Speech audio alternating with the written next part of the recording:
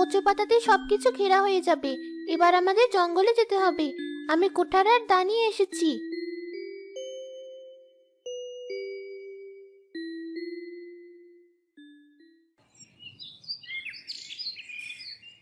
কি সুন্দর দেখতে এই গাছ। বাবা, আমি তুলে নেই গাছটা, পারে গিয়ে লাগিয়ে দেব। ঠিক আছে বাবা, নে। সত্যি গাছটা সুন্দর খুব। কি গাছ কে জানে।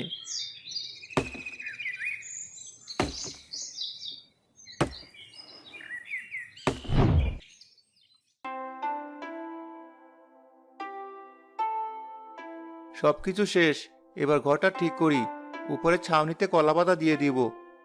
মা, তুই এক কাজ কর, জঙ্গলে পাওয়া ছোট্ট গাছটা লাগিয়ে দে উঠোনে। ঠিক আছে।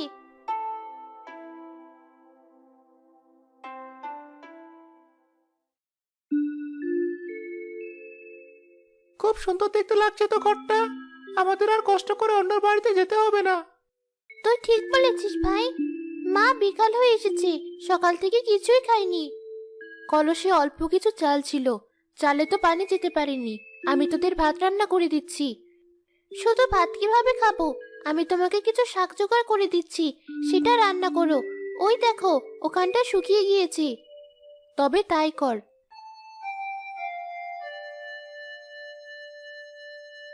এই নাও মা, শাক এনেছি।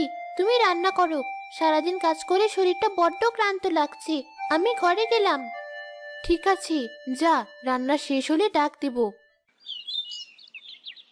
কোথায় তোমরা? আমার রান্না শেষ, তাড়াতাড়ি খেতে এসো।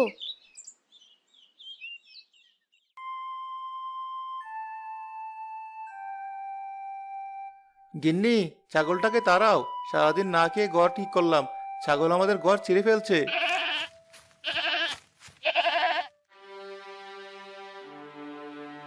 আমাদের ঘর দেখে ওপাশ থেকে ছিঁড়ে ফেলেছি।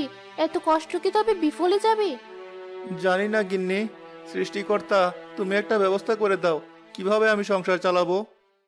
তোমরা কি আমাকে একটু সাহায্য করবে? আমি খুব অসহায়, ঠিক মতো দুটো খেতে পারি না। মা, ওনাকে দুটো ভাত দাও। ওনার মুখটা কেমন শুকনো দেখাচ্ছে। হাঁড়িতে তো একটা ভাতও নেই। যে ভাত ছিল তা তোদের তিনজনকে দিয়েছি। তার মানে আজ তুমি না খেয়ে থাকবে মা? কিছু করার নেই বুড়িমা, আমরা খুব অসহায়। তোমাকে দেওয়ার মতো আমাদের কিছুই নেই। কালকের ঝড় বৃষ্টিতে ঘরটাও ভেঙে গিয়েছে। কিছু সবজি লাগানো ছিল, সেগুলোও নদীর পানিতে ভেসে গেছে।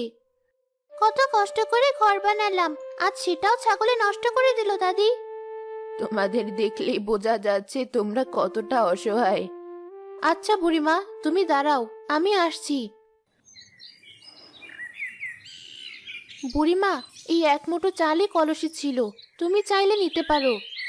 তোদের কত কষ্ট, তবু আমাকে ফেরালি না। আর যাদের ধন সম্পদের অভাব নেই, তারা কখনো দান করে না। এই চালগুলো রান্না করলে তো তুমি দুটো খেতে পারতে। আমি রান্না করলে তো তোমাকে দিতে পারতাম না। এই এক মুঠো চাল পেয়ে তুমি কত খুশি হয়েছো, তোমার হাসি মুখ দেখতে পেতাম না। সৃষ্টিকর্তা, তুমি এদের সব দুঃখ দূর করে দাও। এই এক মুঠো দানের কারণে তারা যেন দু মুঠো খেতে পায়। তুমি খুব ভালো বুড়িমা। একটু বেশি করে দোয়া করো আমাদের জন্য, ছেলে মেয়ে দুটোর মুখে যেন ভাত তুলে দিতে পারি। পারবি বাবা, দেখবি তোর সব দুঃখ কষ্ট চলে গেছে। আজ আমি আসি বাবা, তোরা সবাই খুব ভালো থাকিস।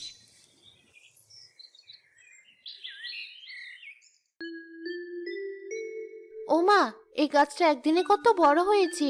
গাছে দেখি অনেক ফুল ফুটেছে, তাও রক্ত জবা। মা, একা একা কি বলছো তুমি? ও মা, আমাদের বাড়িতে রক্তজবা ফুল গাছ কিভাবে আসলো? আর একদিনে বড় হয়ে ফুলও ফুটেছে।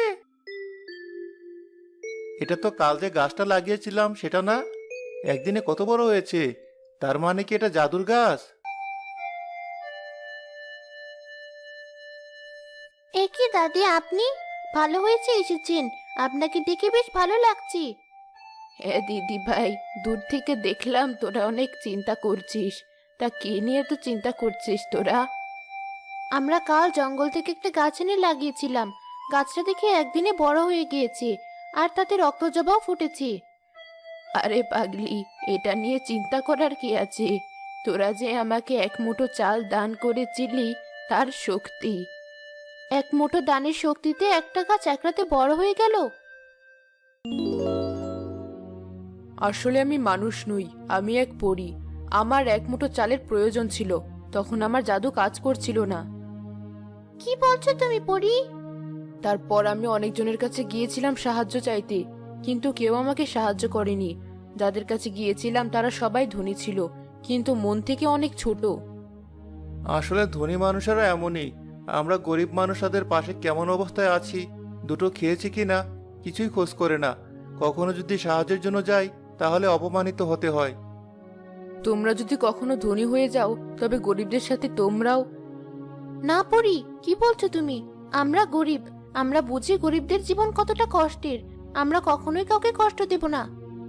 তাছাড়া আমাদের মতো মানুষ যারা দুবেলা লবণ মরিচ খেয়ে কাটায়, তারা কেমন করে ধনী হবে? তোমরা অনেক ভালো।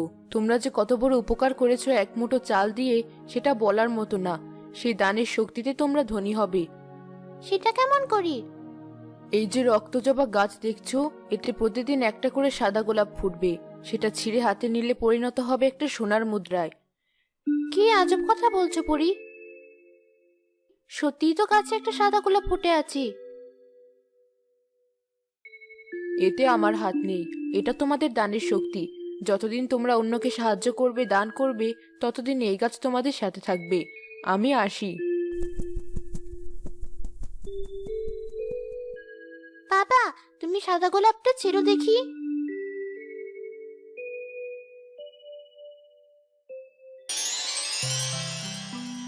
দেখো, সত্যি ফুলটা সোনার মোহর হয়ে গেছে।